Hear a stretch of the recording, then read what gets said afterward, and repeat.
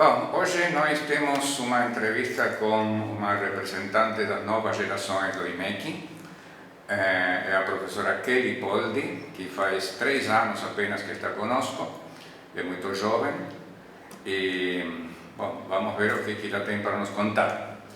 Kelly, o que você faz? Bom, boa tarde, obrigada pelo muito jovem.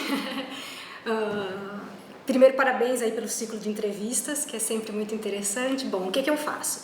A área de pesquisa, né, no CNPq, a gente coloca na FAPESP, como uma sub-área da engenharia de produção, a gente chama de pesquisa operacional, que é um pouco interdisciplinar, porque tem um pouco, né, da matemática aplicada, tem um pouco da computação.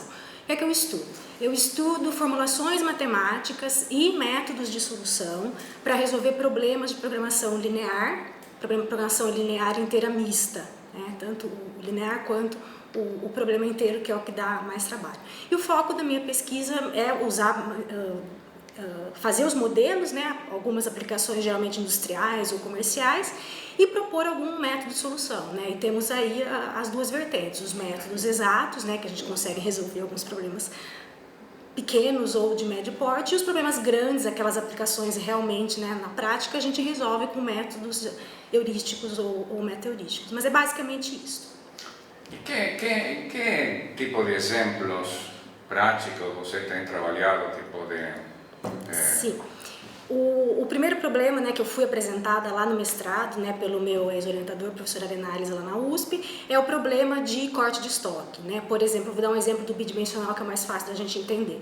Você tem uma placa de madeira muito grande e você precisa cortar em retângulos menores para produzir móveis, por exemplo, uma aplicação na indústria de móveis, mesas, cadeiras. Então, como é que eu vou organizar esses itens, esses retângulos na placa maior e otimizar aí o aproveitamento ou o custo do material? Esse problema é o chamado problema de corte de estoque, né? Tem a versão unidimensional, bidimensional e a tridimensional, que é mais um problema de empacotamento, né? Empacotamento de containers, aviões, etc. Então, voltando, né? O meu primeiro contato foi com o problema unidimensional no corte de bobinas de aço, né? E posteriormente no corte de bobinas de papel, né? A empresa produz de aço ou de papel aquelas bobinas jumbos, aí são cortadas em bobinas menores que são distribuídas para atender gráficas, no caso do papel. Então, meu contato maior foi com o corte de papel, né? Tanto no planejamento da produção, né? Dimensionar o lote, quantas bobinas eu vou produzir, como eu vou cortar e como eu vou vender, né? Porque essas bobinas de papel, elas são muito grandes e pesadas. Então, as empresas, elas produzem essas bobinas gigantes, só que as gráficas, elas têm uma capacidade de máquina um pouco menor. Então, elas compram subbobinas. Então, a empresa, o que ela faz? Ela produz tanto para mercado, que é o A4, né? A carta, esses tipos de papéis, e também para atender as gráficas, que vão fazer cartões, né? Banners. Então, aí tem um problema de otimização linear inteira muito interessante, que a gente consegue modelar, escrever em termos de restrições, né, e uma função objetiva para otimizar. Esse problema surgiu como uma demanda da indústria ou de onde saiu a iniciativa? Foi uma iniciativa dos industriais ou foram vocês que foram atrás de... Tá, isso eu não estava aí ainda, né? Conta meu orientador e o seu orientador, né? O professor Taub, que na verdade ele foi procurado por uma empresa para fazer um software, fazer algum modelo matemático, propor algum método de solução para esse problema há muitos anos, antes até de eu entrar na graduação. E foi isso que o meu orientador começou a mexer com esse trabalho. Aí o Taub foi, né? Arrumou outras aplicações, a Arenales continuou trabalhando com esse problema.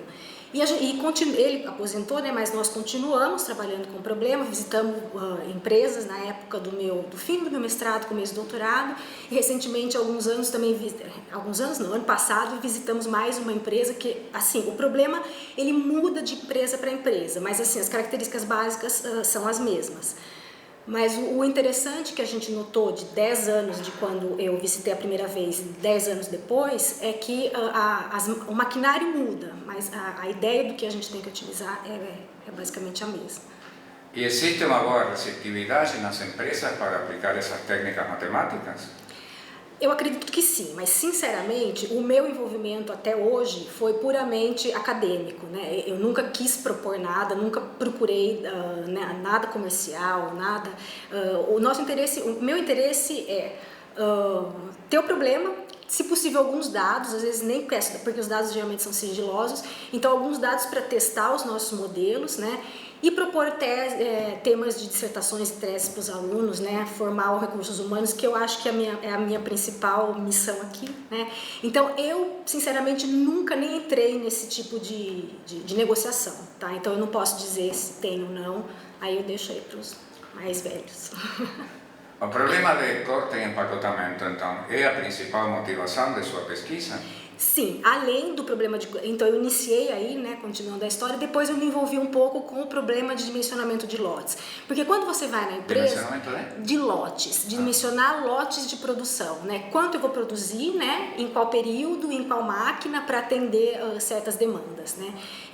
Também temos vários, né, na literatura, modelos matemáticos para isso, com atraso, sem atraso, depende da capacidade da máquina, né? Quebra a máquina, falta mão de obra. Então todas essas restrições a gente tenta modelar lá, né, colocar no nosso conjunto de restrições. Então, depois só do corte, eu comecei a estudar um pouco o problema acoplado. Se um já é difícil, o outro já é difícil, eles integrados fica mais difícil ainda, né? Então, agora eu tenho, inclusive, orientações nesse sentido, de estudar os problemas de forma acoplada, né? Tanto dimensionar lote, né, de produção, quanto resolver o corte de estoque. Onde termina a engenharia e começa a matemática? Onde termina a matemática e começa a engenharia? É muito difícil, na verdade, porque o matemático, eu acredito que a gente fica mais concentrado em tentar modelar todo o problema, entender todo o problema, e a gente quer buscar a fundo uma solução. Ó, cheguei na ótima, é aqui, estou perto, quão próximo eu estou da ótima ou não. E eu acredito que o engenheiro está mais preocupado em resolver o problema de forma rápida. Tá? Porque esses problemas, né, a gente tem métodos interessantes, métodos eficientes, mas dependendo da dimensão do problema, o exato infelizmente não dá conta. Então aí a gente tem que abrir mão do exato, de todas, e partir um pouco para a solução heurística, né, para a solução aproximada, para resolver o problema lá da empresa, porque eles querem soluções para ontem, né? A sua formação básica é matemática ou engenharia? É matemática. Eu sou licenciada em matemática pela Universidade Federal de São Carlos. E se alguém dissesse, digamos, algum advogado do diabo, dissesse, afinal de contas, o que vocês, os matemáticos, fazem não é importante, os engenheiros nos viramos sozinhos para isso, o que você responderia? Eu responderia que tem espaço para todos, que eles são bem-vindos e que acho que a gente pode tentar fazer, eles podem tentar fazer. Eu acho que a pesquisa é isso, né? São as aptidões, e eu acho que o mercado aí está aberto, né? Então eu não gosto muito, eu acho que isso é muito interdisciplinar. Quanto mais eu conhecer da matemática, quanto mais eu conhecer da engenharia, eu acho que vai ser melhor para mim e melhor para os meus alunos, né? Para tentar ajudá-los aí na carreira. Então não me incomoda, não me... Você está falando bastante assim dos seus alunos, digamos. Sim. Existem muitos alunos interessados em trabalhar na sua área? Temos, né? Porque somos 2, né, na área de pesquisa operacional aqui, e a procura eu percebi que é bastante. Antes de vir para a Unicamp, eu trabalhei quase 5 anos na Universidade Federal de São Paulo. Campus novo, começando, então a procura era muito pequena. Em São José dos Campos. Em São José dos Campos, isso. Então a gente não tinha muitos alunos, inclusive, da pós-graduação. E quando eu cheguei aqui, eu percebi que não, que a procura é muito grande, né? E às vezes a gente tem que falar alguns nãos, né? Realmente por volume de trabalho, né? Você acha que os alunos estão mais motivados por fazer coisas práticas ou pelas questões mais teóricas? Eu acho que existem os dois tipos de alunos, porém talvez o prático prevaleça um pouco. Meu sentimento nesse pouco período que eu estou aqui, meu sentimento é esse. Eu acredito que existam os dois, porém eu acho que o prático é um pouquinho maior. Não sei medir muito bem ainda, mas eu acho que é um pouquinho maior. Você já teve alguma experiência com a nossa graduação em matemática aplicada? Você acha que nós estamos fornecendo a formação adequada para trabalhar na área que você trabalha? Eu acredito que sim, eu acredito que sim. Na minha humilde opinião e do pouco que eu senti, né, eu dou disciplina de programação linear para eles, eu sinto que eles são muito interessados, eles gostam muito, eles procuram muito fora, né. Eu acho que o que falta um pouquinho no nosso currículo, por questões que assim, eu ainda não investiguei, é um pouquinho mais da área de computação, porque eu acho que hoje em dia a gente precisa muito do computador, né. Então eu sinto que eles sofrem um pouco, né, com um pouco mais essa parte computacional, né, porque eu fiz licenciatura em matemática, mas o meu mestrado e meu doutorado foi na ciência da computação. Então eu acho que ajudou, né, casou as duas, né. Então eu acho que para os nossos alunos de graduação ainda falta um pouquinho, nada que a gente não consiga recuperar lá no finzinho. Ok, Kelly, muito obrigado. Tá bom. Foi um prazer. Daqui a alguns anos vamos entrevistar você de novo. O prazer foi meu, muito obrigada, estou à disposição. Ok, ótimo, muito bem.